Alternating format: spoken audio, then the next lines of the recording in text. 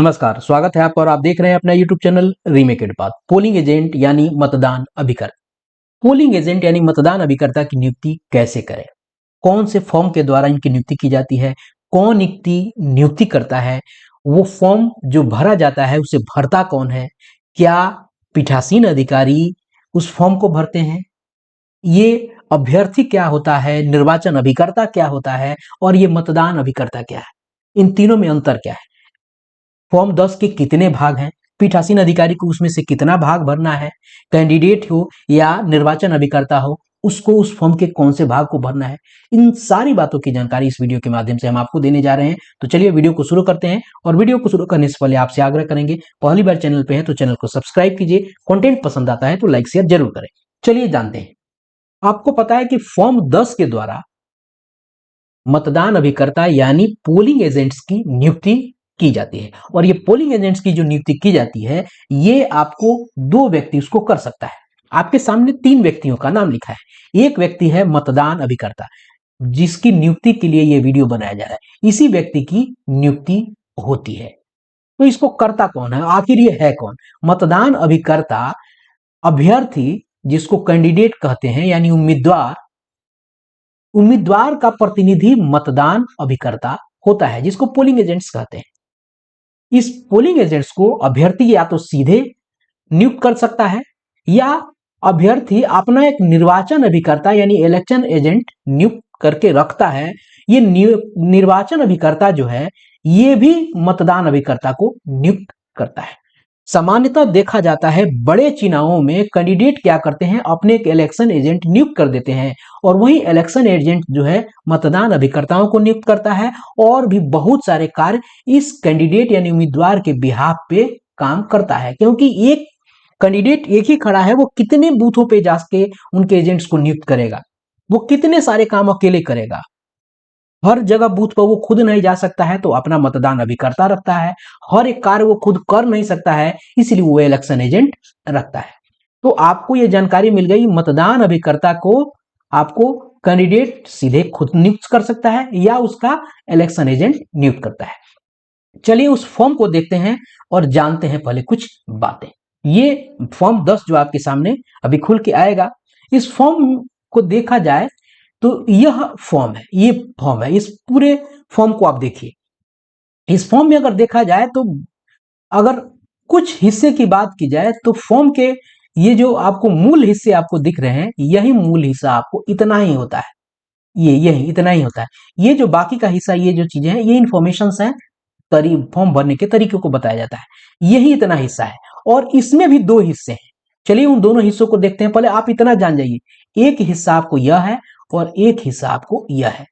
इसको अलग अलग देख लेते हैं। तो इसको एक हिस्सा, जो दो अलग अलग हिस्से हैं, इसको भरता आखिर कौन कौन है, तो चलिए हम उसको आपको बताते हैं। चलिए देखते हैं। ये आपने जान लिया कि पोलिंग एजेंट की नियुक्ति कौन करता है। फॉर्म के हिस्से को देखते हैं।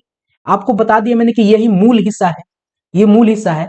एक हिस्सा आपको यहां तक होता है, जो मैंने पीडीएफ के माध्यम से आपको बताया, यहां तक होता है। और एक हिस्सा आपको यह है, ये दूसरा हिस्सा है, ये पहला हिस्सा है।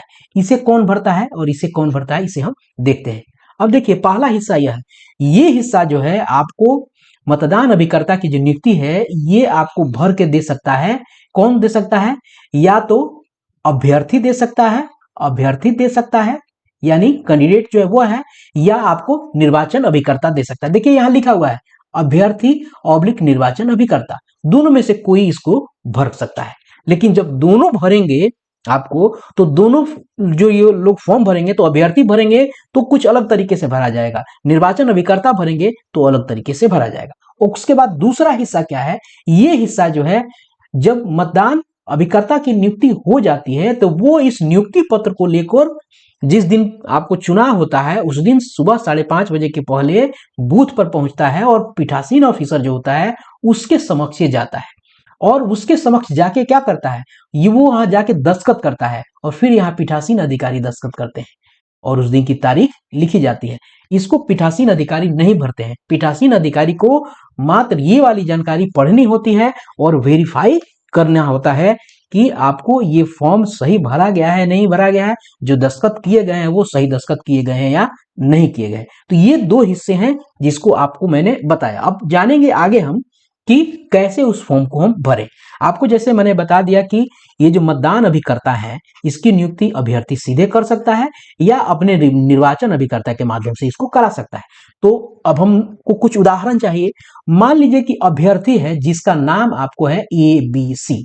अभ्यर्थी का नाम, चूंकि आप इसको नोट कर लीजिए, ABC जब फॉर्म भरेंगे तो इन सब चीजों का जिक्र होगा। जो निर्वाचन अभिकर्ता है उसका नाम है XYZ और जो मतदान अभिकर्ता है उसका नाम है मोहन। ABC कैंडिडेट जो है वो है, जो उसका इलेक्शन एजेंट है वो XYZ है और अभिकर्ता जो है आप मोहन है। अब चलिए उस फॉर्म को भरते हैं। उम्मीदवार के द्वारा भी कैसे भरा जाएगा और इलेक्शन एजेंट के द्वारा कैसे भरा जाएगा, चलिए देखते हैं उसको।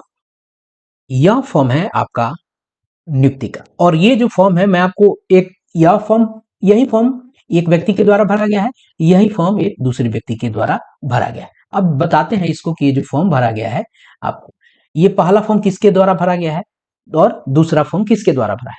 मान के चलते हैं कि इस मतदान अभिकर्ता की नियुक्ति अभ्यर्थी जो है कैंडिडेट सीधे करता है, तो कैसे फॉर्म भरे। मान लीजिए कि हम मोतिहारी निर्वाचन क्षेत्र में मान लिया है मैंने, तो ऊपर लिखा जाएगा आपको यहाँ पे कि 19 मोतिहारी, चूंकि मोतिहारी का नंबर 19 है, 19 मोतिहारी निर्वाचन क्षेत्र से विधानसभा, यहां आप यह भरेंगे। आगे ये जो खाली स्थान है यहां लिखा जाएगा मैं, और मैं यहां कौन है, ABC को हमने क्या माना है, अभ्यर्थी माना है।